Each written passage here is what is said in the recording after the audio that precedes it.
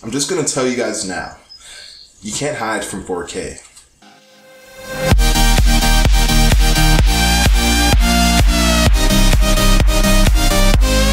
What is up guys, it is Ono from Ono Tech, and today I have a 4K gaming video for you guys, a 4K build for all of you 4K gamers out there. And the reason I really decided to make this video is because 4K is becoming more and more a part of our consumer tech market today. So why not just make a video to help you guys that want to make a gaming build that's centered around 4K. Now this is probably the cheapest 4K build that you can find on YouTube right now as of the upload date of this video. And before I blabber on any longer, let's start off with the video. To start us off with the processor, I went with the AMD 8-core 8350 clocked at 4.0 gigahertz. And the real reason I went with AMD here is just because it has 8 cores. And I know that Intel is faster clock for clock and in single threading, but in case you do want to do something while you're 4K gaming, which is pretty crazy in its own right, but in case you want to say stream a 4K game, then you do have an advantage with AMD just because you have the extra cores there with it.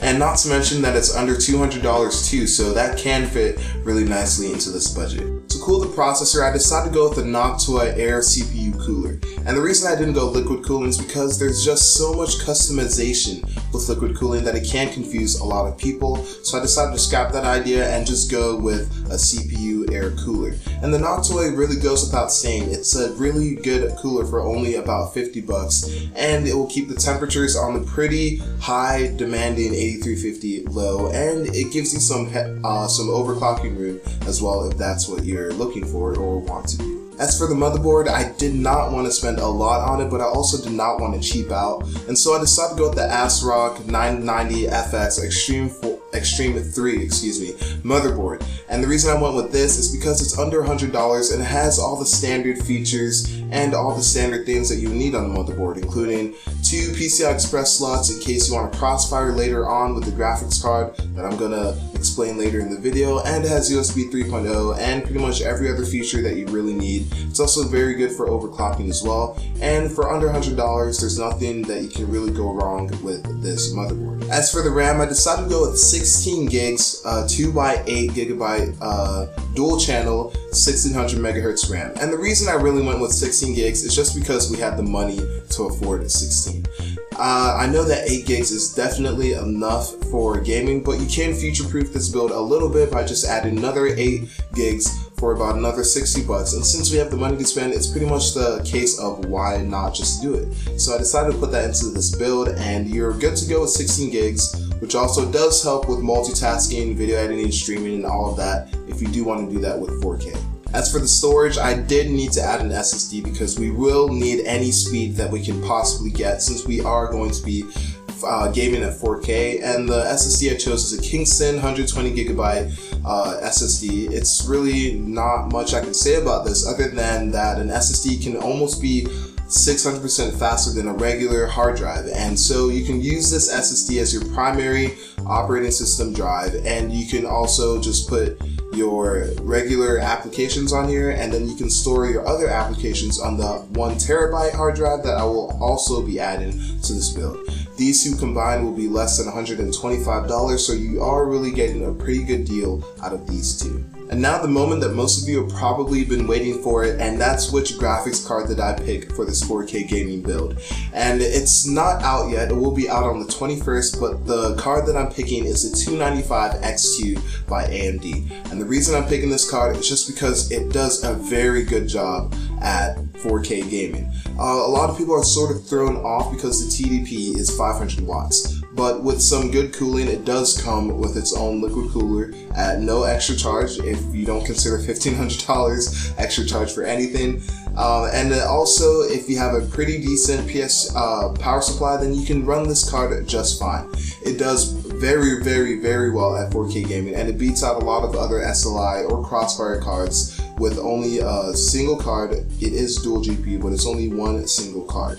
So for about $1,500, you do get a pretty good deal here, just because it does come with a liquid cooling set, and it does extremely well at 4K gaming.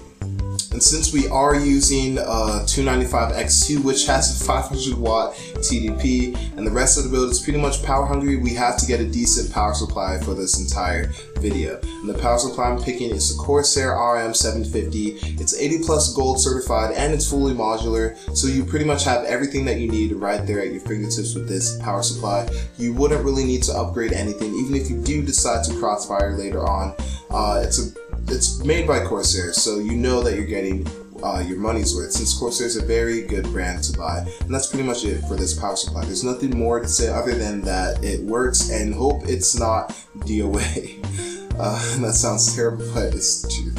And to hold the entire build, I did need to get a full tower case, considering that the 295X2 is a really long card. You also want a good case with good cooling, and so I went with a full-size case that was pretty cheap, and it's the NZXT 530. It also has the USB 3.0 in the front in case the slots on the motherboard don't work, or you just need some extra slots on your case. For under $100, it's a pretty good case, and you really can't go wrong with it at all. Okay, so that's pretty much the bare bones part of the build. That's everything that you will need combined together to run the entire build. The next two parts are completely optional, and that will be the monitor and the two fans that will go with this build, just to keep it extra cool.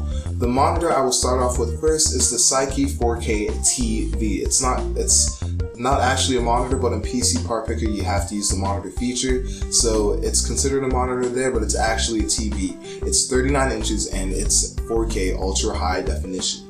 And it may seem a bit weird using a TV as a gaming monitor, but if you look at the reviews, a lot of people are extremely happy using this TV, this specific one, as a gaming monitor. And for only about 500 bucks, you really can't go wrong with this monitor. It works well, it does what it needs to do, and it fits in the budget extremely well. And the last part of this video is just to give you guys the two fans. They're actually 4 fans, but they're in packs of 2, and they're only about $25 each. And these are the Corsair Airspeed SP120 120mm fans. And these things are sure to keep your case cool and your whole build inside of your case pretty cool, especially with the heat heavy 8350 and the heat heavy 295X2. And when it's all said and done, this entire build is less than $3 grand. And when you consider that the 295X2 can play all games maxed out at 4K with over 30 frames per second, this build is pretty much worth more than what you're paying for it. So if you guys enjoyed this video, or you have someone who really does want to play at 4K but their current setup isn't really cutting it, you can share this video with them. You can like, comment, favorite, subscribe if you want to, if you like all my other videos. Thank you guys for everything, and remember, you can't hide from 4K. I'll see you guys later. Have a good one.